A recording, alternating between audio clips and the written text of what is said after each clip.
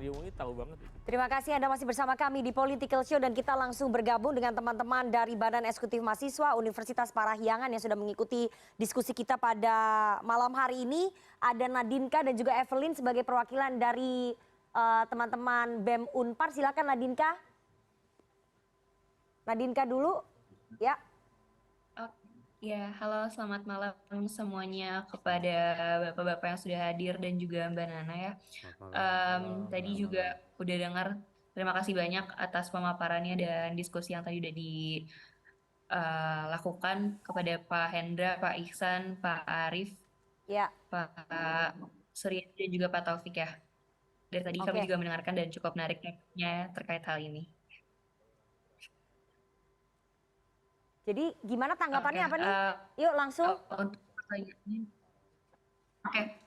Oke, untuk pertanyaannya sendiri, mungkin karena saya sendiri di sini sebagai mahasiswa ya dan sebagai pernyataan awal, kami di sini kan berasal dari Universitas Katolik Parahyangan, di mana lingkupnya adalah Katolik. Tapi walaupun begitu, kami di sini tidak berpihak pada pihak manapun, jadi berdiri sebagai mahasiswa. Silakan. Dan sebagai mahasiswa, saya rasa pertanyaannya akan lebih spesifik pada pendidikan, karena kekhawatiran yang dialami adalah terutama dari segi pendidikan ya. Karena pondok pesantren ini kan pada dasarnya merupakan pendidikan yang berbasis agama Islam yang diakui oleh Indonesia secara sah. Kemudian dengan munculnya isu seperti ini terhadap Ponpes Al Zaitun sendiri dapat memunculkan mungkin perubahan stigma masyarakat ya, dari positif ke negatif. Bagus ini. Dan hal itu juga akan berpengaruh pada pendidikan lainnya, penyelenggaraan pendidikan lainnya, baik itu sekolah Islam atau pesantren lainnya. Nah, oleh karena itu yang ingin kami tanyakan dari BEM Unpar sendiri adalah bagaimana tanggapan bapak-bapak di sini semuanya, terutama pada Bapak Ihsan selaku Wasekjen MUI ya, dan juga Pak Taufik sebagai peneliti Ponpes hal tersebut ya. Oke, terima kasih Nadinka, bagus banget pertanyaannya ya. Evelyn silahkan. Yuk langsung. Oke. Ya, selamat malam kepada Bapak dan Ibu. Yuk langsung agak dipercepat. Mungkin saya sebagai mahasiswa, kami melihat dari sudut pandang yang warga masyarakat sadari dan pertanyakan kurangnya peran Kementerian Agama, khususnya Direktorat Jenderal Pendidikan Islam yang menangani direktorat, kurang dalam pengawasan dengan banyaknya kasus ataupun kontroversi yang terhadap Ponpes Al Zaitun sejak lebih selama 27 tahun. Baik. Lalu dengan demikian kritikan maupun saran yang ingin kami sampaikan kepada pemerintah dan khususnya Kementerian Agama. Sinyalnya kurang bagus tapi saya udah dapat poinnya soal pengawasan dari Kementerian Agama. Mohon maaf sekali. Terima kasih Evelyn dan juga Nadinka tadi. Saya mau langsung kasih kesempatan ke Pak Ihsan. Kalau soal pengawasan Kementerian Agama itu juga menjadi sorotan sebetulnya ya. Kenapa Kementerian Agama cenderung kurang cepat begitu menyelesaikan persoalan ini begitu. Tapi tadi apakah ini akan nanti dikhawatirkan merubah stigma masyarakat Pak terhadap pendidikan di Ponpes gitu? Ya, Nadika dan Evelyn, saya kira adik-adik bagus ya. Bagaimana stigma kepada santri dan selanjutnya. Saya kira harus dipisahkan antara perbuatan orang dengan mahad ya, yang di dalamnya ada santri, ada pengajar dan lain-lain. Tentu ini hal yang berbeda ya. Terhadap mahadnya tentu saja ini harus diselamatkan, dilakukan pembinaan, dilakukan reorientasi baru bagaimana melakukan kemudian ke paham-paham keagamaan yang lurus dan komitmen kebangsaan yang benar. Ini adalah tugas kita semua, termasuk tugas pemerintah dan anak-anak di sana, anak didik, santri dan lain-lain. Tentu ya harus mendapatkan pengajaran sesuai dengan konstitusi kita untuk mendapatkan hak memperoleh pendidikan dan seterusnya. Oke, Mas Suryadi ini agak berbeda ya. Kalau tadi kan sudah dijawab soalnya pertanyaan teman-teman mahasiswa oleh Pak Ihsan. Tapi ini saya berbeda menyambung tadi yang disampaikan oleh Pak Taufik soal backing ini. Tapi Anda sebagai warga Indramayu melihat nggak sih bahwa sosok Panji Gumilang ini memang kuat backing politiknya? Karena kita lihat ada beberapa tokoh politik yang selalu datang ke sana, mengunjungi, menjelang pemilu, membutuhkan suara dan diharapkan Ponpes Al Zaitun ini bisa menjadi lumbung suara di setiap pemilu gitu. Memang sekuat itu ya backing politiknya? Anda kan sebagai politisi PD Perjuangan juga. faktanya ya hak pilih potensialnya cuma 816. Jadi sebenarnya itu hanya stigma saja. Oke. Dan Tapi pengaruhnya dia sebagai patron di sana? Kemampuan kita sepakat dengan kawan dari YLBHI ya bahwa kebebasan berpendapat itu memang ya harus kita jaga. Oke. Tetapi ini kita kan ada 3 isu yang kemudian alasan kita mendasar kemudian mempublikasikan atau mengadvokasi. Yang pertama itu saya yakin di dalamnya ada tindak pidana. Bukan hanya 2 itu. Oke. Yang kedua, itu ada kejadian kemanusiaan. Yang ketiga ada penindasan manusia atas manusia. Oke. Itu ngomongin politik kebijakan Nah ini kan publik. selama bertahun-tahun itu prakteknya terjadi. Kenapa sulit sekali kemudian menyelesaikan polemik ataupun peristiwa pidana di sana? Apakah karena memang Panji Gumilang ini backing politiknya kuat? Kalau dulu mungkin iya. Oke, sekarang? Karena kalau dari sejarah saya nggak mau masuk ke NII karena saya tidak berkompeten ya. Dulu itu kan dikuasai atau didirikan oleh rejim Orde Baru. Sekarang? Relasinya masih ada. Oke, Nah sekarang sekarang saya yakin itu udah barang kosong itu.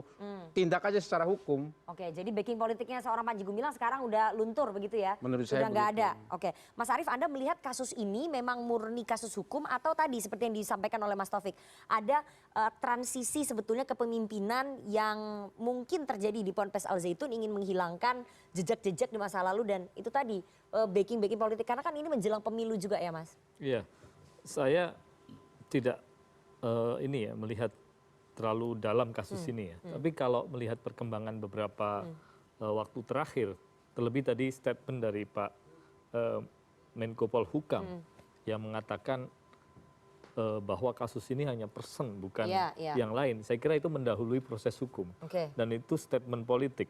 Itu Saya statement kemudian politik. Jadi ini bukan murni kasus hukum, saya jadi Anda melihat? berpikir sebetulnya banyak hal-hal lain Iya. yang sebetulnya bisa dibuka dan diinformasikan, ditelisik lebih jauh lah ya.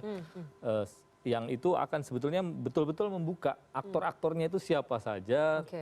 kasusnya apa saja, bukan hanya soal penodaan agama, kan sekarang yang muncul memang betul ya, Ya. macam-macam kemana-mana gitu ya.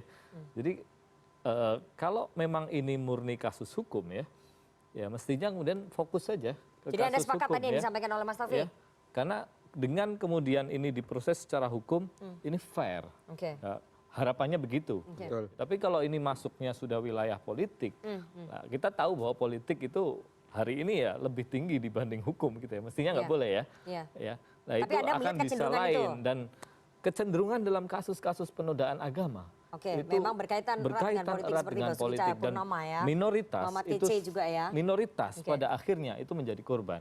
Dan saya menarik tadi pertanyaan adik Evelyn ya terkait dengan Pengawasan dari Kementerian Negara. ya selama ini negara kemana begitu ya terkait kasus ini. Ini justru menjadi pertanyaan. Terkesan ada pembiaran Ya, gitu kalau selama kasus puluhan ini tahun. sudah berpuluh-puluh tahun, kenapa kemudian naik baru sekarang?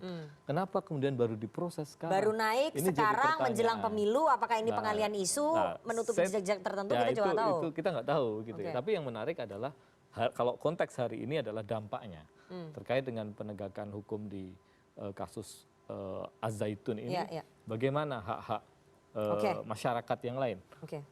peserta didik, Ya. guru dan lain sebagainya. Jangan sampai kemudian mereka menjadi korban Baik, baik. atas nama Oke. tanggung jawab satu orang Ya. yang katanya satu orang. Nah, Baik. negara harus memastikan Oke.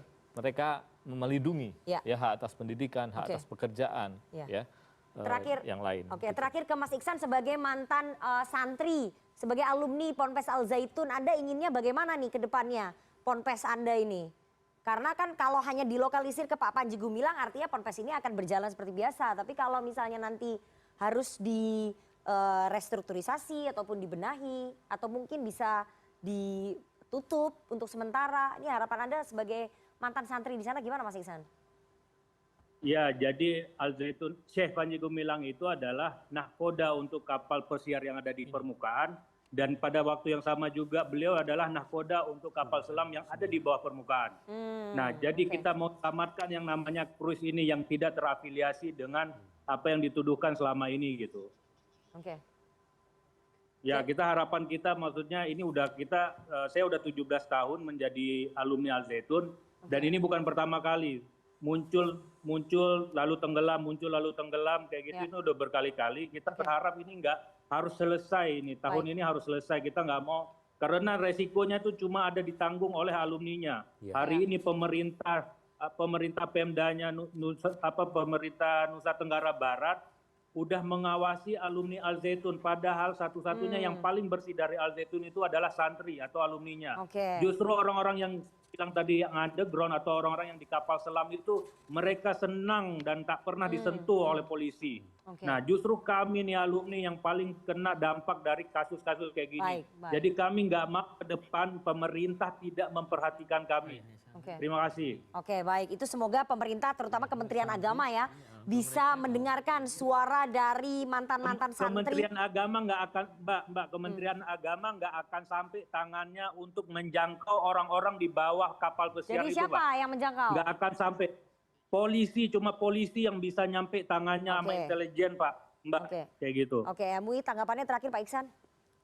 Ya, apa yang disampaikan oleh Adinda Iksan benar bahwa kalau di permukaan tidak bisa kejangkau karena tadi ada gerakan-gerakan di dalam yang menumpangi sebagai etalasenya Oke. Mahat Al Zaitun. Ya. Oleh karenanya negara saya kira memiliki semua perangkat ya, dari mulai polisi, intelijen Ya. dan seterusnya.